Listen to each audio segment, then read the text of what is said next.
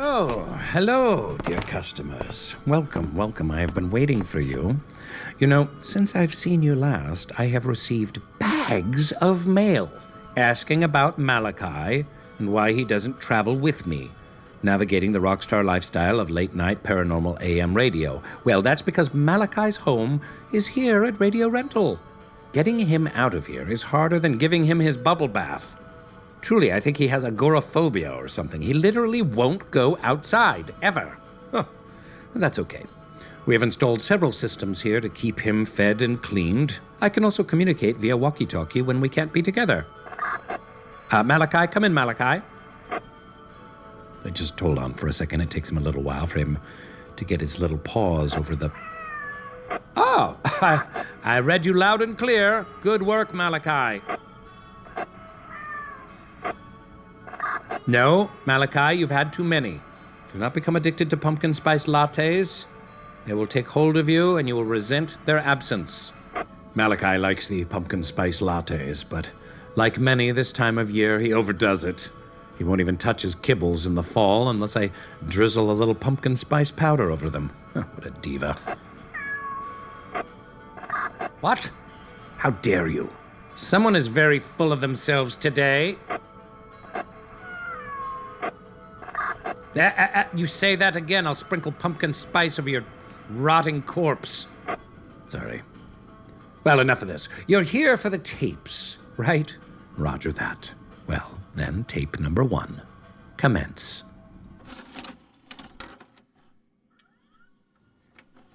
I was a sophomore in college. I was a neuroscience major, so it was pretty stressful. I was friends with her and another girl who I'd known since high school. They had a car, so they would drive up to come see me, and we would hang out fairly often, like a couple times a month. They called me when I was studying for one of my neuroscience exams and asked if they could talk to me. They had been kind of secretive about whatever was going on in their life, which was weird because we were all best friends and we knew each other really well and we hung out all the time. We had these weekly phone calls where we would be talking for a couple hours at a time. Sometimes they would get really freaked out on the call and be like, "What was that? Oh."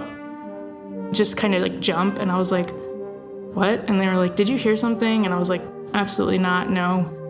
And then they'd kind of brush it off and keep talking, and I was like, "Do you need to go check it out?" They'd be like, No, it's fine, it's fine. You know, they're living in a shady apartment complex. We're all in college, we couldn't afford anything nice, so it was just kind of shitty apartment complex for other undergrad students. So maybe they heard something funny in the hall. They finally called me in early October, which was fairly normal, but what was not normal was the time they called me. I was studying. It was a weeknight. It was pretty late too. I think it was 10 p.m. because I would spend really late nights in the library on campus. They called me and they're like, "We just got really freaked out. We need to tell you what's going on and we need you to come up here and explain it to us." They knew that I was really skeptic, very logical person who had rejected religion from a very young age and rejected spirituality. And I was a neuroscience major, I was very logical, and they wanted me to come explain what was happening. They told me, sometimes the doors slam by themselves, and I'm like, "That's normal. Did you open up another door? That's a draft, whatever." "No, you don't understand. Sometimes we're just sitting in our rooms and the doors will completely slam shut on us.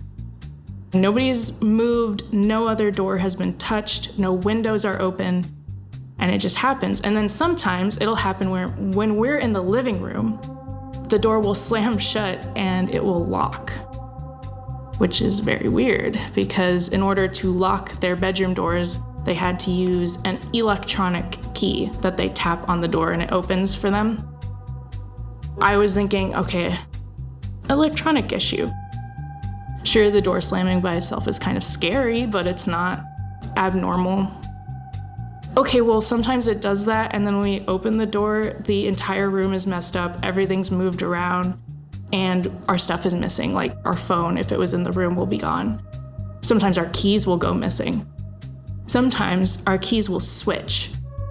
The key for one of the rooms will end up on the other person's key fob, but because they looked identical, you wouldn't know until you went up and tried to open the door with it. They were kind of like rushing to explain stuff on the phone. They were like, can we please just drive up and come see you and explain more? Man, this is like such a cool story, whatever's happening. Like, I'm curious. So yeah, come on up. So they came up, we went out to dinner. They just started revealing more and more and more. Some of the stuff happened when they were out of the house. So they would come home and things would be rearranged. Okay, somebody is coming in there and messing with them. Maybe a copy of their key was made by one of the staff. Then they told me, sometimes the TV turns on by itself. It would open up the YouTube app and it would play a video that had to do with something that was happening currently, either in the conversation or somebody would walk in the room and it would play a video that had their name in it.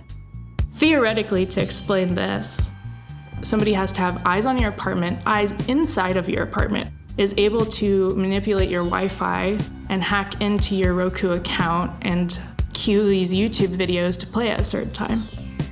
It would take a lot to set up. One of the scarier things that happened was one night they woke up to the TV blaring, come out, wherever you are," which is a song by Frank Sinatra.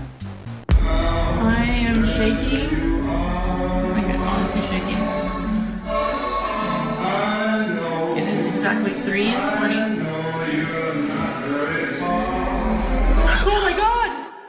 It was just blasting on the TV at full volume. When they exited their rooms, the breaker had been switched off, so they couldn't turn on the lights. So they're trying to flip the switch and the lights aren't coming on. They're having to shuffle down the hallway to the breaker box to like turn the lights back on. And at that point, they called the police.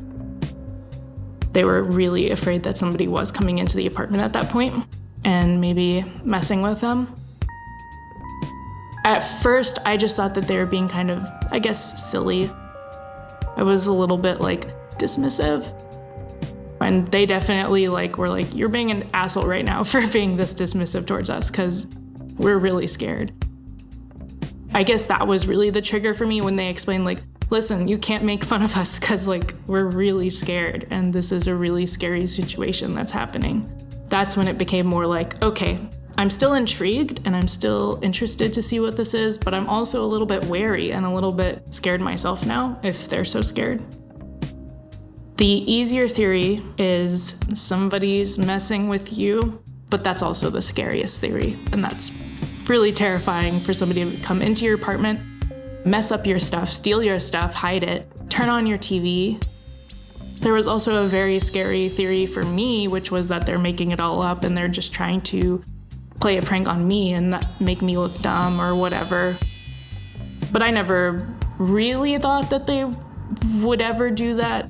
First of all, we were all very close. And second of all, they had video of everything. Definitely the most jarring video was of the police coming into their apartment with like their guns drawn and checking for intruders. The idea was that I would go to the apartment, I would experience it and tell them what I thought. Things would calm down on Mondays and Tuesdays, start to get a little weird on Wednesday, and be super crazy Thursday, Friday, and Saturday. It happened on such a regular basis, they knew something was gonna happen. I went on a Friday night, which was one of the worst nights.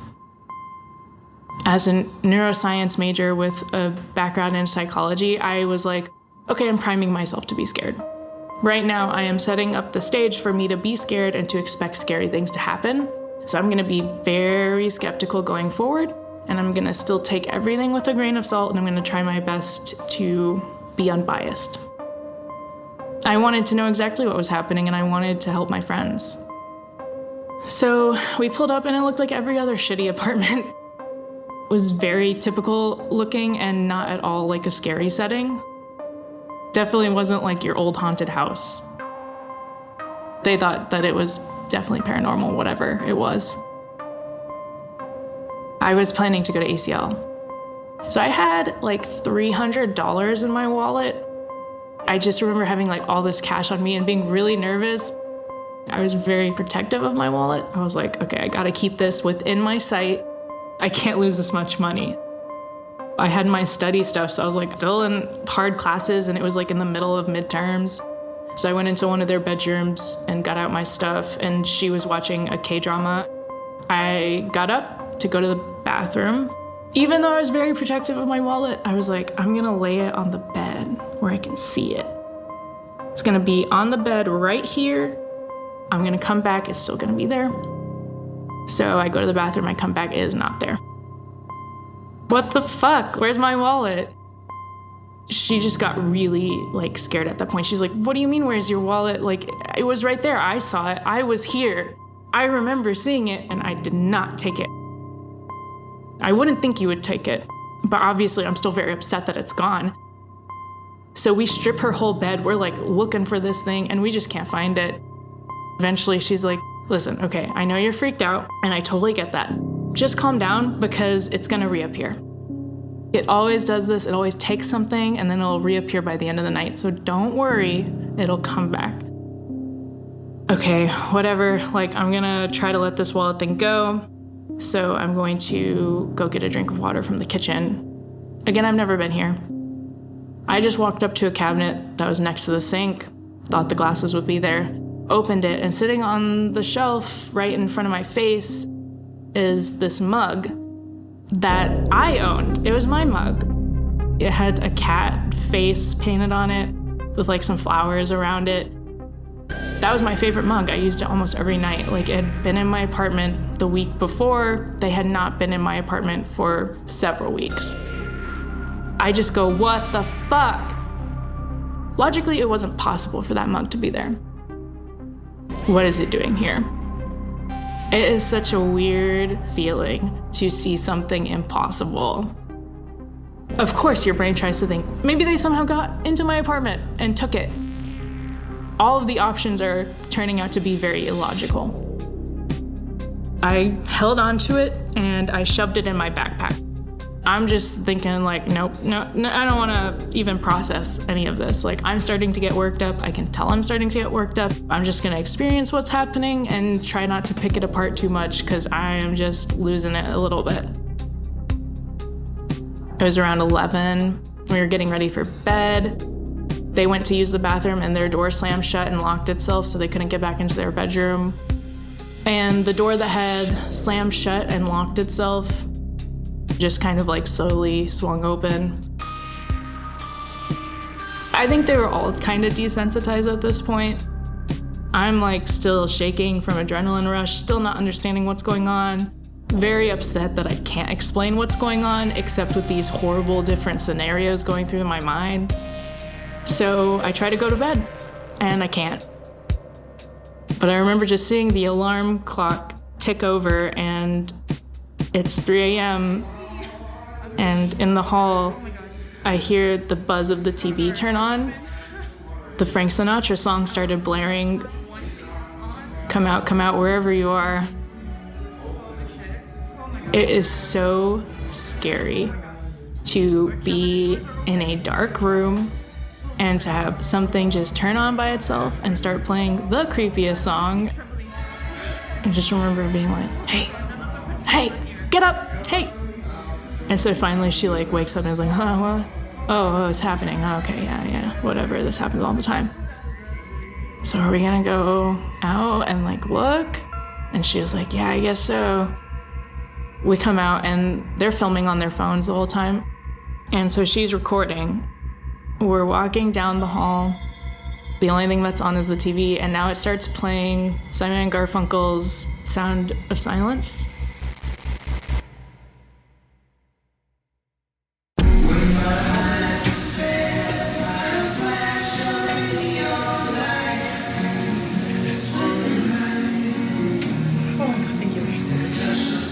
Oh my god! It's swinging! It's fucking swinging! The chandelier! One of them like rips out the TV cord to just unplug it and shut it off. We go back down the hall to turn on the lights. When we turn them on and turn back around, we can see the kitchen, and there was a chandelier light fixture above the kitchen table, and it is just swinging around on its own. It was orbiting in a smooth circle by itself. And not like a gentle breeze, and not like somebody tapped it and ran away. No. My worldview up until then was very scientific and explainable and logical, and now I'm seeing something that is defying the laws of physics, which is an object that is at rest will stay at rest.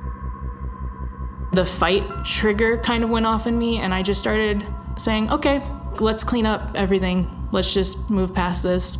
I can't explain that, so we're gonna move on. And so I just started cleaning stuff up. I started rearranging the furniture. One of the chairs had been moved, so it was sitting in the hallway like it was staring down at us. They had this decorative sign that was usually on the table, and it was moved up to the cabinets, which were all open, and my wallet was there. Your wallet, the wallet, yeah, the wallet's up I don't think I slept very much. I think I got maybe an hour of sleep. They drove me home at 7 in the morning whenever it was light outside. I just broke down. That whole morning was awful. I called my mom. She's Cajun. She was like, I'm gonna send you smudge sticks. You need to sage that whole apartment. You need to salt all your windows. So I was like, you know what? Crazy thing happened, crazy solution, maybe. When I got home, I put the mug in a salt ring on my counter. It was a way for me to check, okay, it's still there. It's still where it's supposed to be. So I had mentioned it was ACL coming up. They came over to hang out because they were there for ACL as well. They came into my apartment after the shows had all ended, so it was probably 10 p.m. or whatever. My room is the first door on the right. Everything else is down a hallway to the back. And they had gone immediately from the front door to my room. Every time I got home, I would check to make sure it was still there and still in that circle, and it always was. And so I checked that night, and it was there. It was in the circle, all good. Both of my roommates were asleep. We were just trying to be quiet and not disrupt anyone. So we're talking for hours and hours. And I finally get up to go to the kitchen. It had been moved out of the circle 2 feet away. Nobody was up. We were all in my room. My roommates were asleep. Another impossible situation. I lost it again. Was crying, was screaming, barged into my roommate's room and woke her up screaming oh my God, did you touch the mug? She's like, no, I didn't. What are you talking about? She's still sleeping. I was just crying, and so she just started to comfort me, but she was obviously very confused. So they left, and they never came back to my apartment, and I never went back to theirs. We still hung out, but just not inside of a space. Eventually, it just is over, no big conclusion, no understanding, no revelation. It just stopped.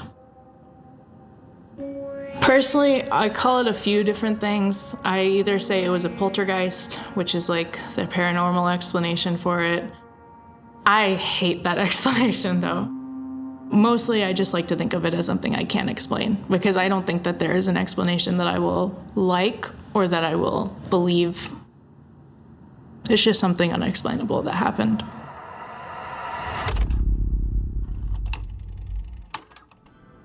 Ah, the old poltergeist.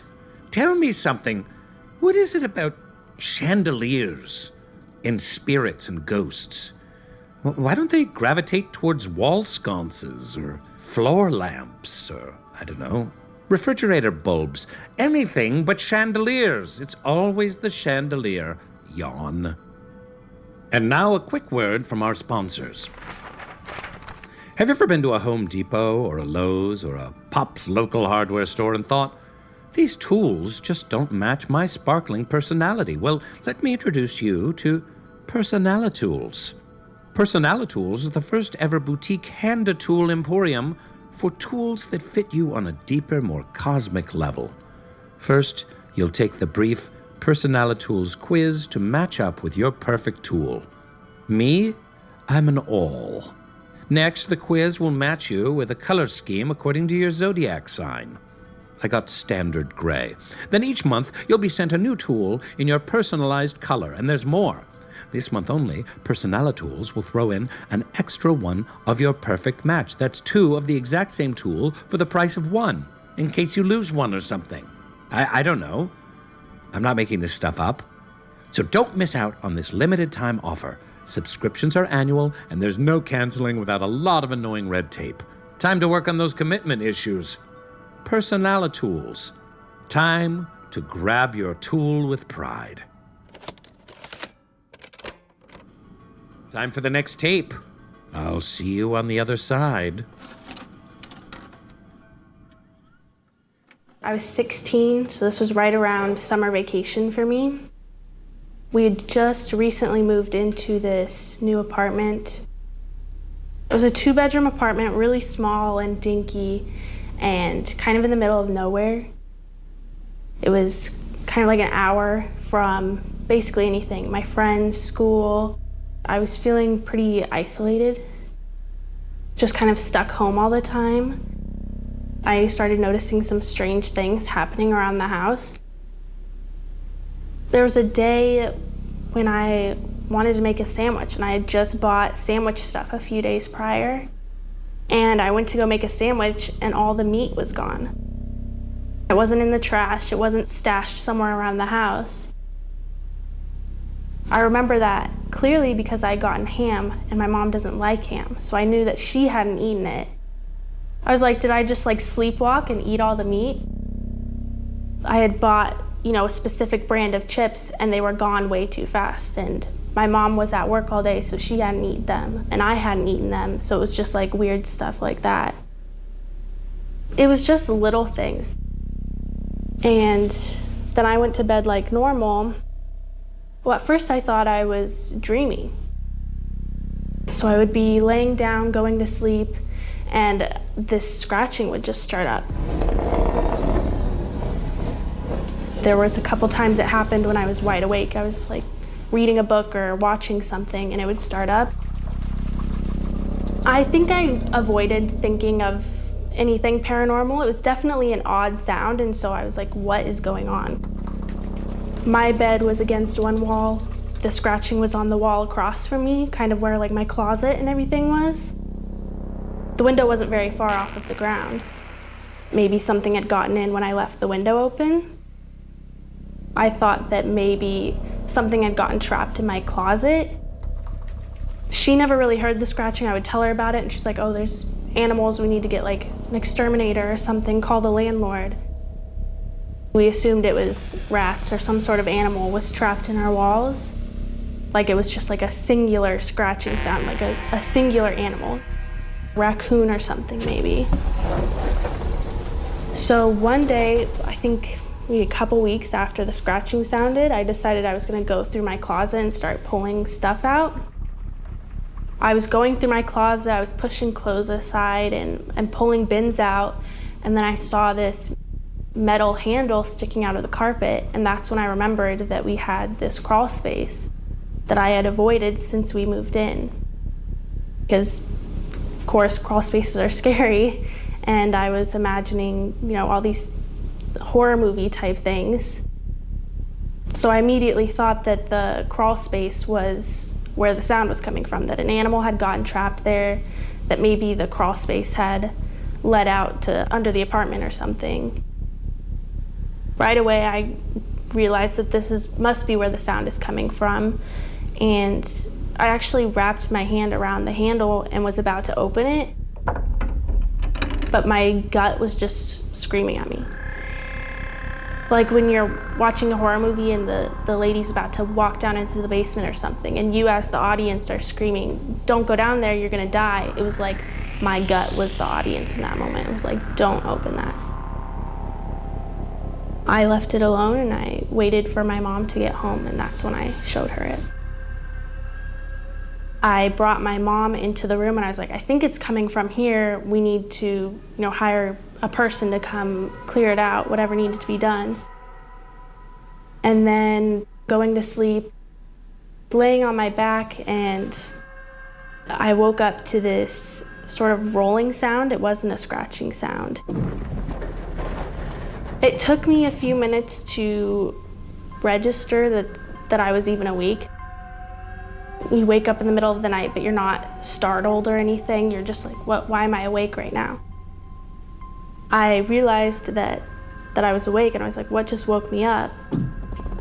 It was my closet, and I could hear it rolling. I woke up in the middle of the night and realized that there wasn't any scratching, that there was this new, different sound. I heard this rolling sound, and I was like, that sounds like my closet, but there's no reason that a sliding door would slide open on its own. I was very scared. I started building it up in my head that there was a monster, something crawling out of the closet. I mean, it was pitch black, so I had my eyes open, and I started imagining all these scary things coming out of the closet. I wasn't really having any logical thoughts at this moment of what the sound could actually be. And I'm still half asleep at this point, so I'm building it up. And I know that the only way to stop having these thoughts and stop imagining things is to turn the light on to be able to see what it actually is. I propped myself up on my side. I had to count myself down because I was freaking myself out so much about, the monsters in my closet, and I counted to 3 and flicked my lamp on.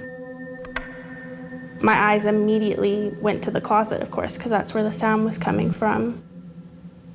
There was a man. He had the door half open, and I could see half of his entire body. I locked eyes with him. I froze. I was taken completely out of a deep sleep, and now I'm staring at a stranger in my bedroom, in my closet. He had dirt covered all over his face, and he looked unkempt. We were both just like staring at each other, trying to gauge what the other person was gonna do. Was this man gonna attack me? Like, what were his intentions? Thought maybe I was hallucinating, so that was part of why I froze. We were just staring at each other for a few minutes. Definitely going through fight or flight mode, and my mind was saying flight, but I was completely locked in place. I was just like stuck staring into this guy's eyes. I was starting to hyperventilate at this point. I have an anxiety disorder, so I was starting to have a panic attack. I was starting to make some noise myself.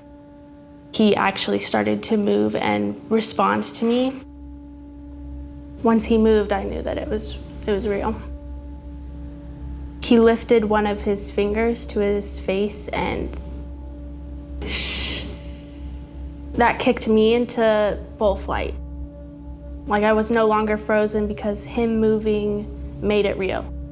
I was no longer wondering, am I hallucinating or dreaming? I sprinted out of the room. I had to sprint past him to get through my door. I just ran as fast as I could. I wasn't really focused on avoiding him or pushing him away or anything. I just was focused on getting out of the room as fast as possible and hoping that he didn't try and grab me or anything. And I ran into my mom's room and woke her up. I shake her awake, and the only way I can explain it to her is that there's someone broke into the house, that there's an intruder in our house. So she calls the police, and we don't go back inside my room. The door is just a little cracked open, and we wait for the police to arrive. They do come sometime later, and the man is gone. There's essentially no trace of him. The police were not very helpful. It felt like they weren't really taking it seriously. There was no immediate danger, so it felt like they didn't really care. Basically, they came in and looked around, and they didn't find anything. So they come and take our statement, and I describe the man to the best of my ability. Everything leading up to this, the scratching, the crawl space, and the fact that he was inside my closet, I was sure that he had been inside that crawl space. Somehow he had gotten in there. Kind of felt like they weren't believing me that there was a man in my closet. Obviously, I wanted the police to believe that, but it's hard to believe that someone is squatting underneath your floorboards. They didn't believe me, and that was really frustrating. A few weeks after the man had left, I did go inside the crawl space, and there was tons of garbage, like tons of food wrappers, and there were some wrappers that I recognized. Opening that crawl space and seeing all this garbage and actually coming across that meat, there was still meat left in it. Garbage from our house, from our cabinets and fridge. When I cleared out the crawl space of trash, there was like markings on the wall, like he was scratching the walls in there. It looked like to me like tally marks. When I recall the scratching, it was very slow, and like I said, it was a singular sound. It wasn't like lots of scratching. It was like, yeah, like someone was etching into a piece of wood. That was proof to me that he had been living in there. I don't know how long he was under there. How many conversations did he hear? Did he hear me when I'm dancing in my room alone to music? You know, how much did he hear? That day when I was about to open the crawl space and my gut said no, I'm glad I listened and didn't open the crawl space. If he had advanced on me, if he had attacked me, would I have been strong enough to do anything? Would I have still been frozen in place? Looking back on it, the scariest part was just knowing that there was someone there listening to us, or maybe was that the first time that he opened the door and was watching me sleep. That was the same night that I showed my mom the crawl space and said, this is where I think the noise is coming from. So I think that he was trying to get out that night. He had heard that we were going to open up the crawl space and look inside, and he was trying to leave. I don't know what would have happened if I had opened the crawl space and he was in there at that time.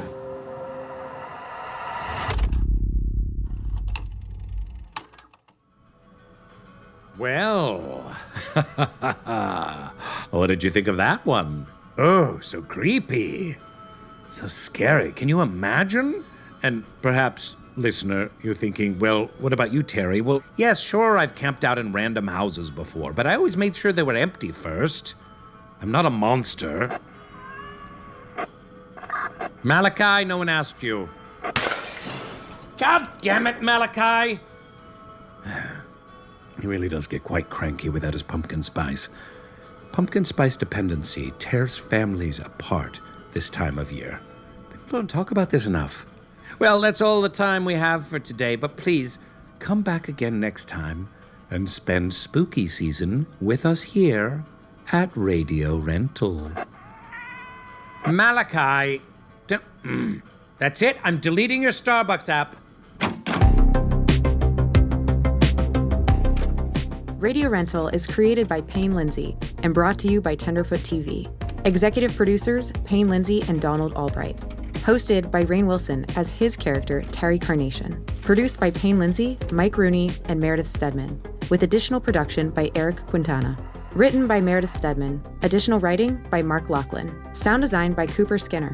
Original score by Makeup and Vanity Set. Cover art by Trevor Eiler and Rob Sheridan. If you have a Radio Rental story that you'd like to share, please email us at yourscarystory@gmail.com or contact us via the form on our website, radiorentalusa.com. Follow us on Instagram and Twitter at Radio Rental. You can also follow the illustrious Terry Carnation on social media. Just search at Terry Carnation. To hear more from Terry, listen to his podcast, Dark Air. Special thanks to Grace Royer and Oren Rosenbaum at UTA, the Nord Group, Station 16, Beck Media and Marketing, and the team at Cadence 13. On behalf of the Radio Rental Store, we'd love it if you'd subscribe, rate, and review. And don't forget to share our show with a friend of the genre. Thanks for listening.